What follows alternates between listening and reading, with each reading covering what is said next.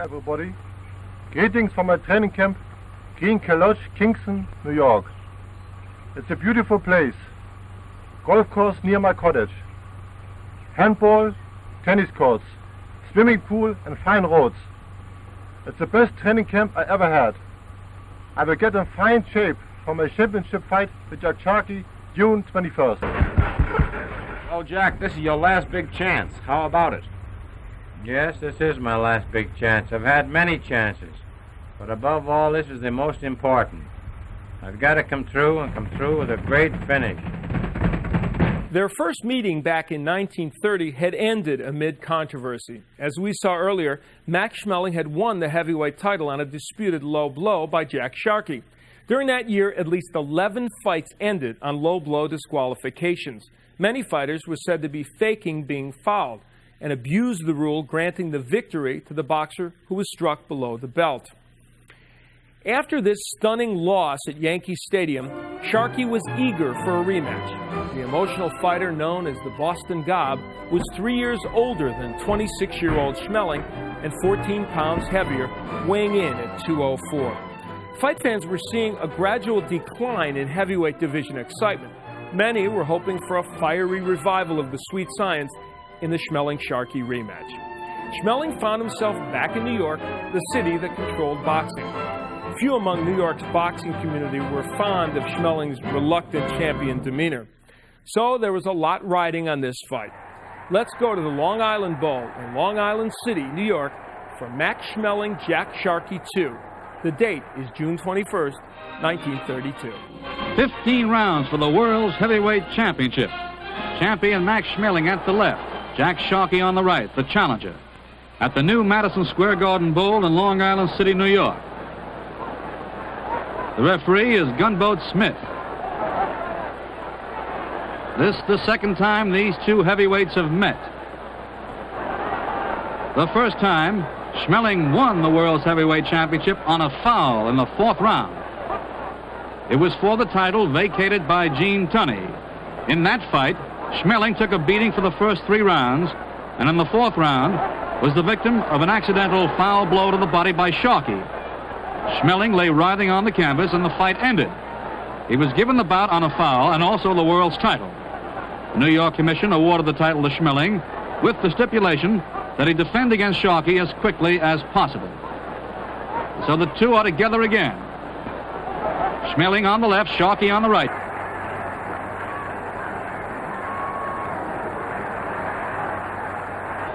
A crowd of more than 61,000 on hand at the new Madison Square Garden Bowl.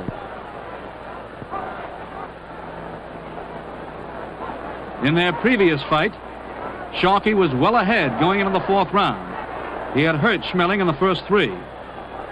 That's the end of round 1. That's Schmeling facing us, looking very much like Jack Dempsey. Jack Sharkey, the battling tar from Boston. Schmeling, the aggressor, here in the second round. Sharkey with a wicked left hand. His left hook is a dangerous punch, and he has a fine left jab, too. Sharkey is a moody and temperamental fighter. One of the most colorful men of the period, brash and self-confident. He regarded all opponents as his inferiors in fighting qualities, and he felt that he could whip any heavyweight in the world. And he whipped most of them, did Jack Sharkey. Max Schmeling, the Black Ulan. Schmeling fighting back hard. Sharkey against the ropes.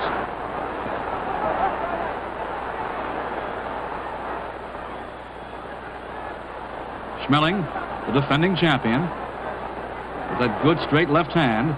There it is, and the left hook by Sharkey. Sharkey with that left hook to the body. And the straight left by Sharkey and the straight left by Schmeling. 2 hard, dangerous punches. The second round of this 15-round heavyweight championship fight.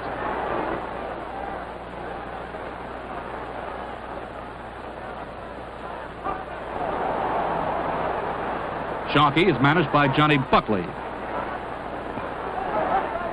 Max Schmeling managed by Arthur Von Bulow and Joe Jacobs.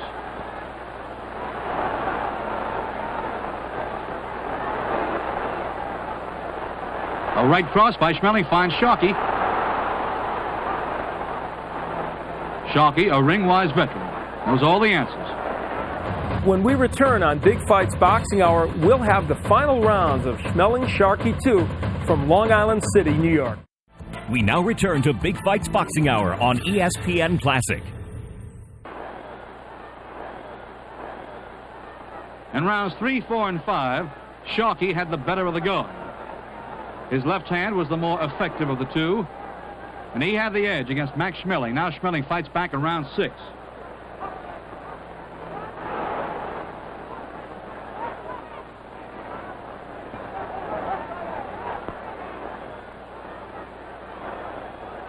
Sharkey again is fighting for the World's Heavyweight Championship. He fought Jack Dempsey at the Yankee Stadium in July of 1927. More than 75,000 fans saw that fight and paid over $1 million. Sharkey got $211,000 for that fight against Dempsey. That was, at the time, only the $4th $1 million gate in ring history. Sharkey looked like he might win the fight until Dempsey tagged him in the 7th round for a knockout. So here's Jack Sharkey again fighting for the World's Heavyweight Championship.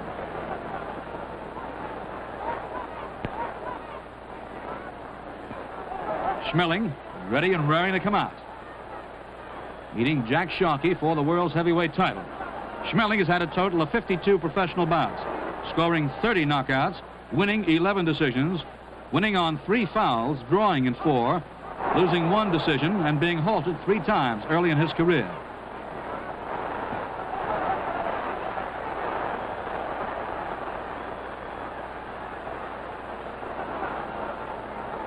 Schmeling has been the aggressor throughout. Jack Sharkey, a fine counterpuncher. We're in round 9 of the scheduled 15-rounder. Schmeling with that quick right cross. Sharkey's left eye is beginning to close.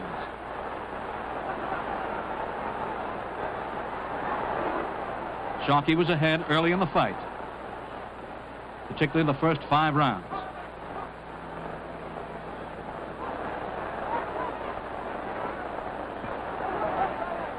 They exchanged left hands, solid left jabs by both of them. These men hurt on every punch.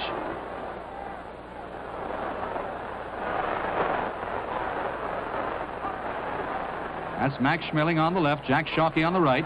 Sharkey coming in with that straight left hand again. Schmeling does most of the leading. Sharkey the fine counterpuncher. That straight left by Schmeling and a right cross by Schmeling.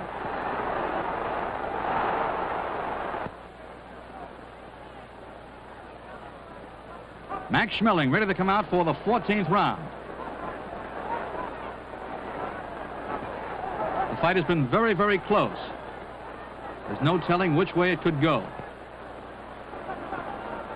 Jack Sharkey with that stiff left hand has been effective with it, and Schmeling's right cross has been his most effective punch.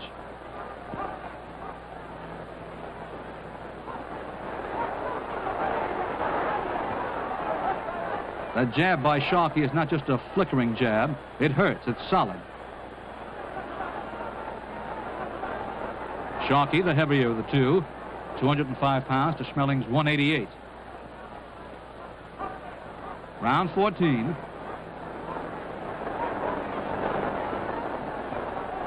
Sharkey's left eye is almost closed now.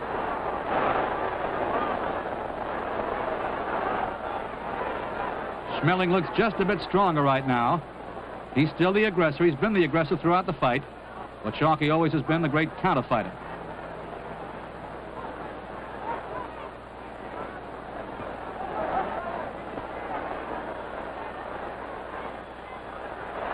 Schmeling advancing still.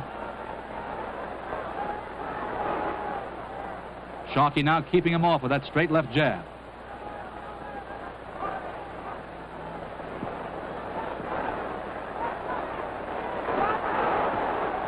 Round 14 of this 15-rounder.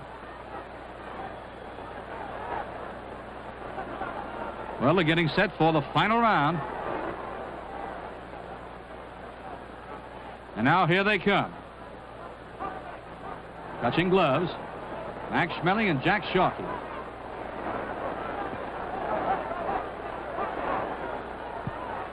Both men seem to have conserved their strength well for this 15th round. Schmeling driving in, Sharkey fighting back.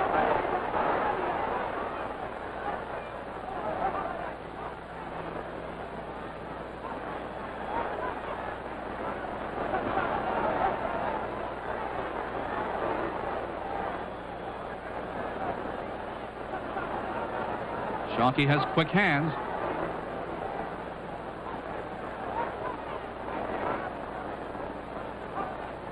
Sharkey punishing Schmeling in close. Still that straight left by Jack Sharkey as Schmeling advances.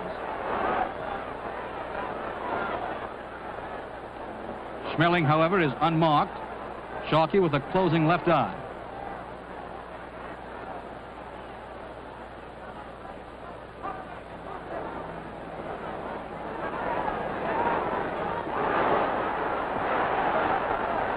Sharkey bullying Max Schmeling against the ropes.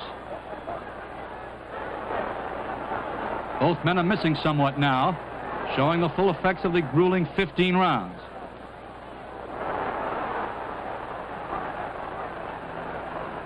Both had predicted knockouts in this bout, but it doesn't seem likely at this juncture.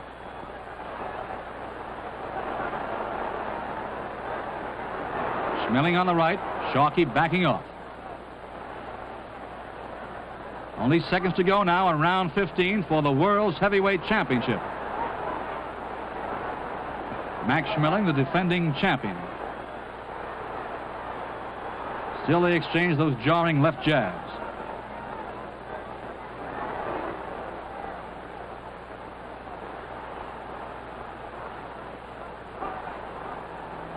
It'll be up to the officials, to the judges, Charles Matheson, George Kelly, and the referee, Gunboat Smith.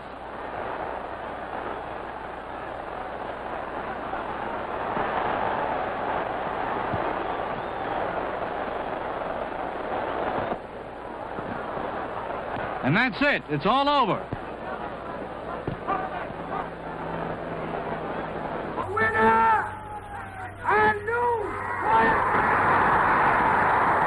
Winner and new champion, Jack Sharkey.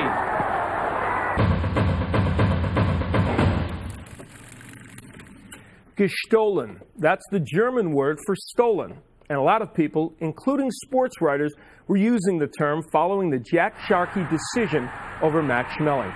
Most of the sports writers had decided in Schmeling's favor. Even Sharkey looked surprised when his victory was announced. Regardless, the heavyweight championship was back in the hands of an American. Sharkey, the man who had learned to box on the high seas while in the Navy, was now sailing under the championship flag. A year later, however, Sharkey would lose the crown to Primo Carnera of Italy in a match that many believed to have been fixed. So the American reign atop the heavyweight division was brief. Schmeling returned to Germany with a heavy heart, unsure of his future in a sport controlled by Americans. He would, however, be back with a vengeance. Schmeling's bouts against Joe Louis in the late 1930s would become the stuff of legend and the stuff of another edition of Big Fights Boxing Hour. When we return, I'll have some closing thoughts at the final bell.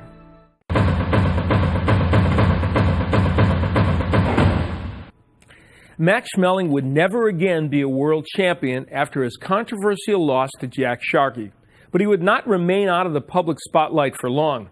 4 years later, he would pull off the biggest heavyweight upset since the 1892 James Corbett win over John L. Sullivan by battering Joe Louis into submission in 12 rounds. After this win, Adolf Hitler's Nazi propaganda machine made Schmeling the poster boy for German superiority. It was a symbol Max wanted nothing to do with. In fact, Schmeling would later become an outspoken critic of Hitler. What's more, he risked his life to save 2 Jewish teenagers. In November of 1938, during Kristallnacht, or Crystal Night, when the Nazi government ordered police to pick up all Jews off the streets of Berlin, Germany's best-known athlete hid Henry Loughran and his brother Werner in his apartment. The boy's father, a friend of Schmeling, had asked the fighter to hide his sons. Schmeling picked the boys up in his car and sheltered them until their father could rescue them.